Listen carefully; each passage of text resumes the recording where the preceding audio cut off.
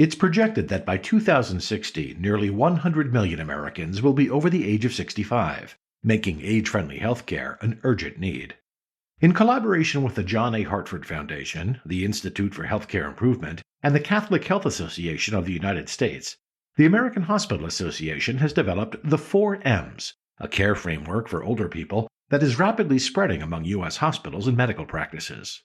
The 4 M's, what matters, medications, mentation, and mobility, are designed to work together to afford seniors their best possible quality of life. They can make a tremendous difference, as you'll hear in this story of a 93-year-old man who discovered he had a lot to live for.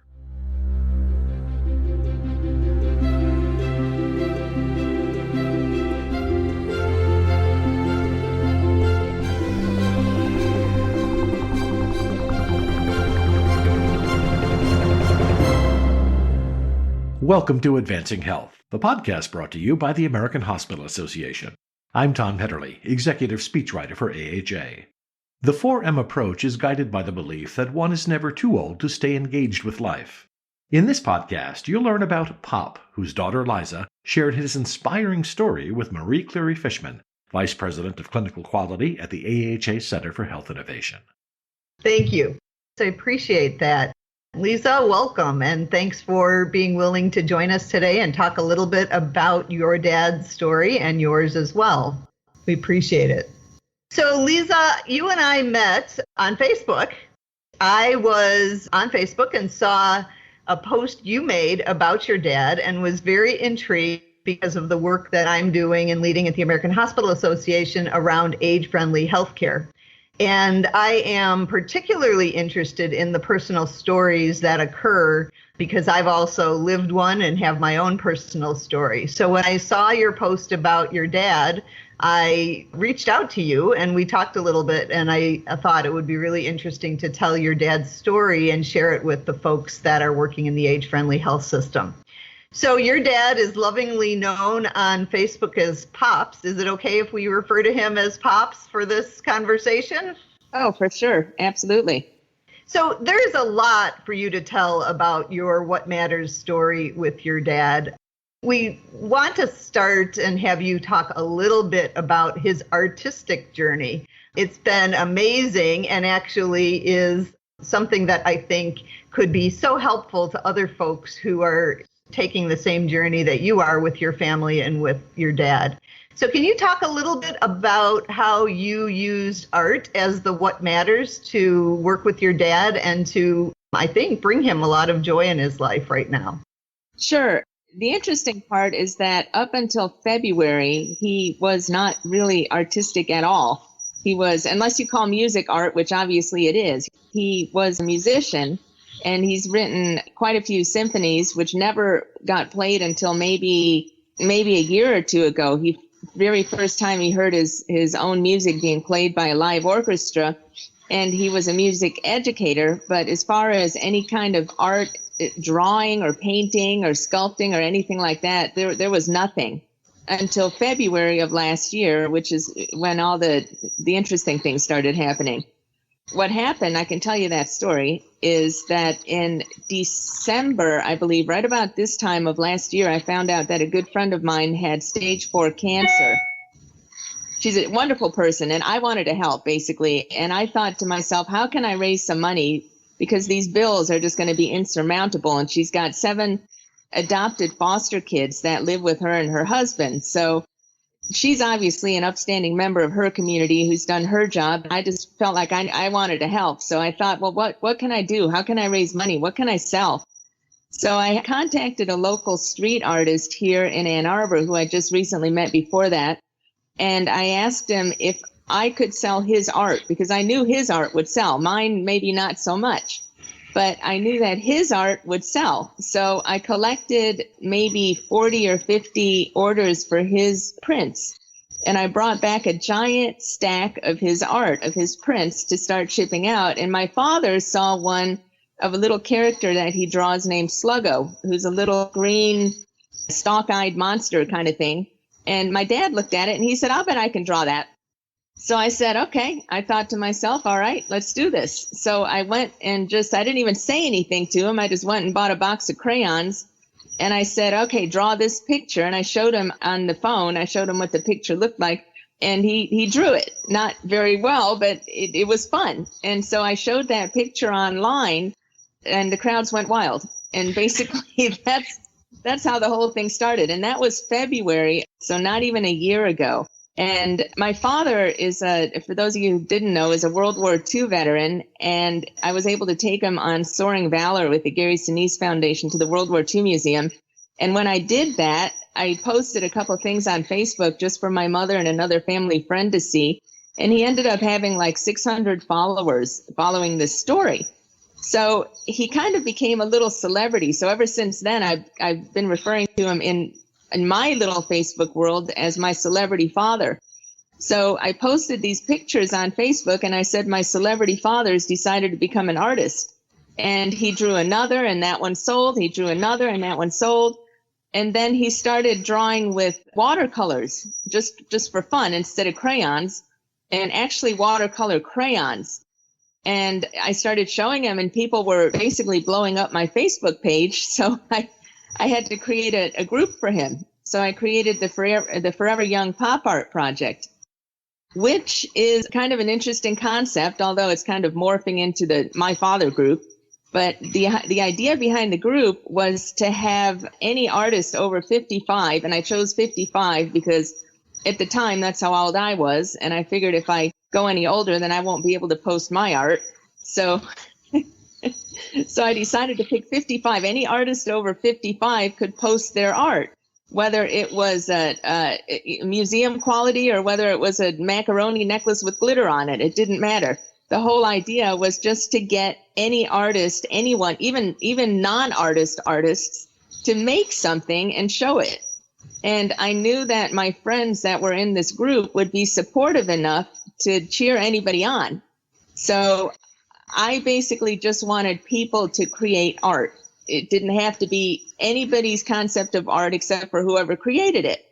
And also a place for my father, of course, to show his art, although he's kind of taken over the group and became the star of the show. Anybody's welcome to show anything they want.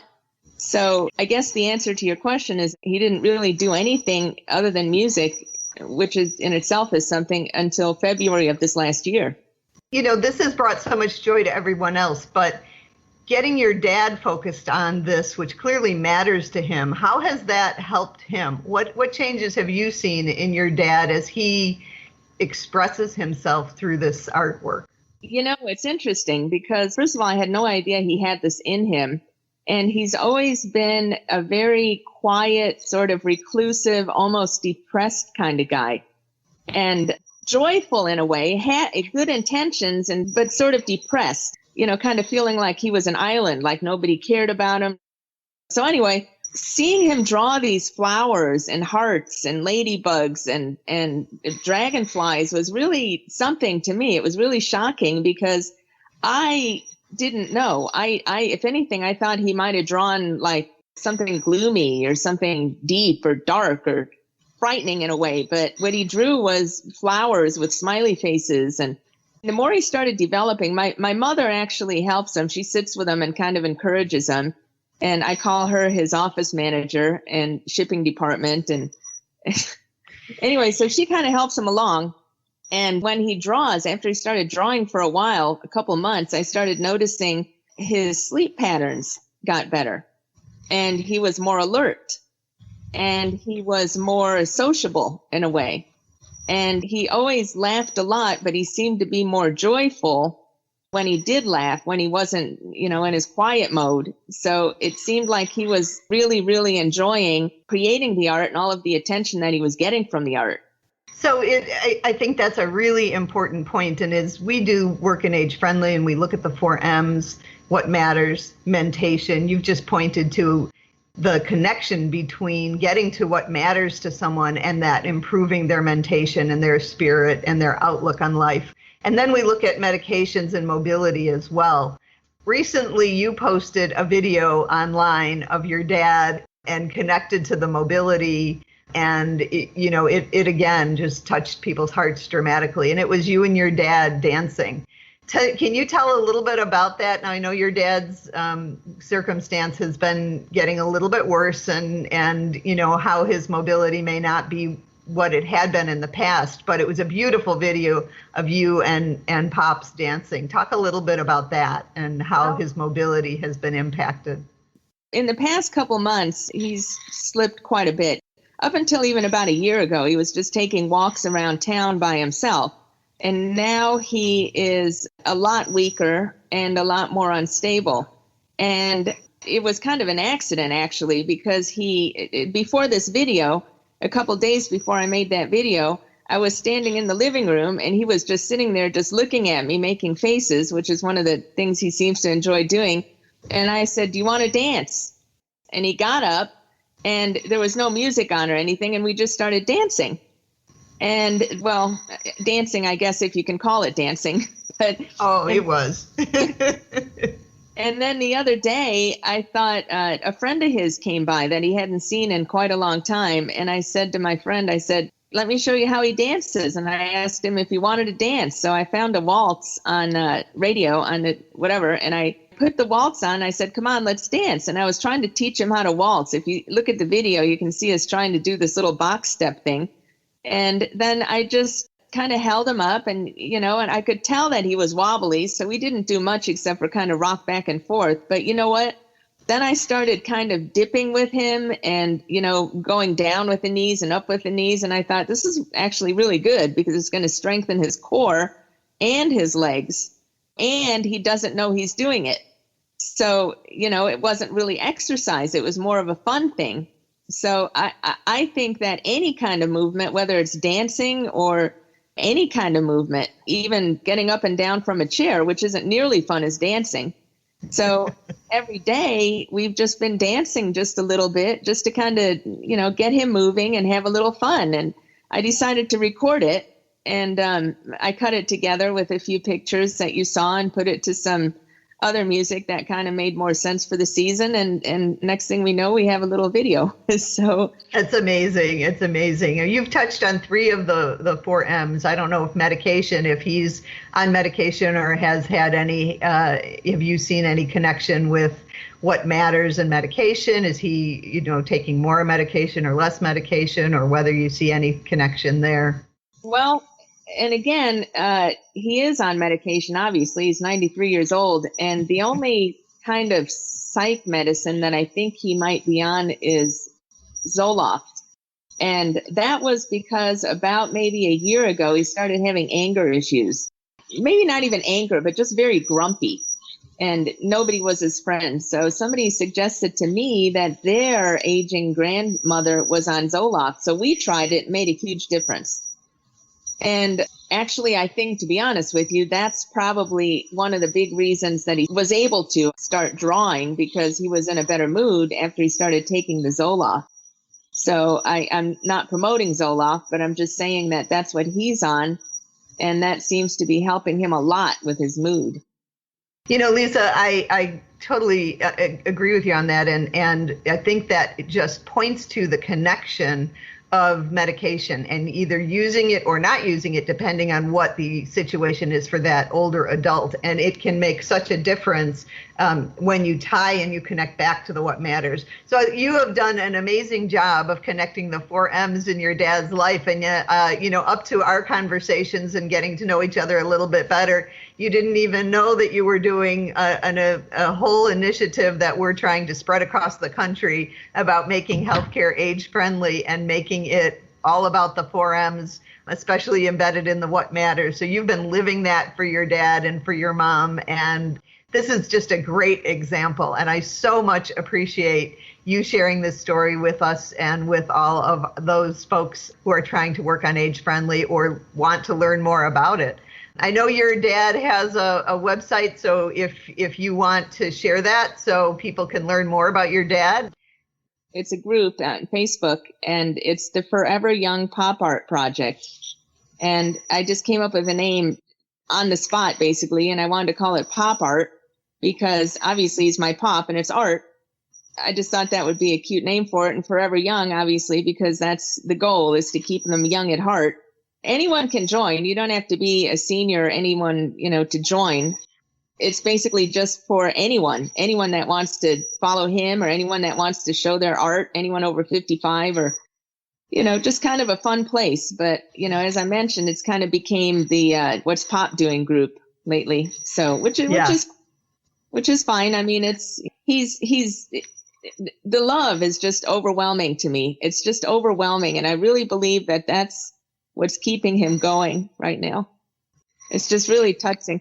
We did a little campaign on his birthday, which was July 8th. And about maybe a month before that, I posted that his birthday is coming and anybody that wants to send him a card to go ahead. So he must have gotten 75 cards or so. And it was just so much fun for him. And he has them in a little box right by the chair that he sits in. And he looks at them regularly. And sometimes I find them in the freezer and sometimes but if that's where they belong, then that's where they belong, So I just leave them in the freezer and, but dementia is a very strange and very, obviously the person with the dementia isn't nearly as confused as the person taking care of the person with dementia because we don't know what's next. Right. The person with dementia is living in their own little world, which is very real to them. They think we're crazy. Well, I think you said the important word, right? It's all about the love. And having had a mom with dementia as well, I remember getting to the point where it was just to show her the love, whatever that was in whatever form, that's what was important.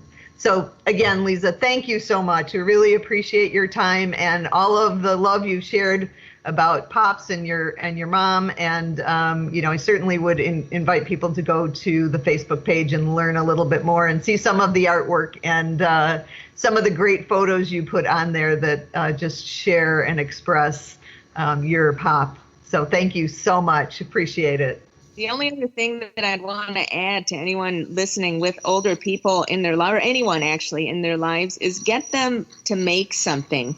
Get them to create something, whether it's a drawing or a sculpture or a macaroni necklace with glitter, like I mentioned before, or anything, because it just makes an amazing difference in their own confidence, I guess, and if they make something and then somebody praises them for that, they're going to get the confidence to make another one. And the whole process of that has been so helpful to him. And I honestly believe, even though he slipped a lot in the last year, I honestly believe that this group and the attention that he's got, whether it's from the group or just even from me, is what's been keeping him going. So have your people make things, have them make anything, have them make potato people or something or anything, just something that they can feel proud of, even if it's stupid, because it really, really makes a big difference, I believe. Absolutely. Thank you. Thank you so much.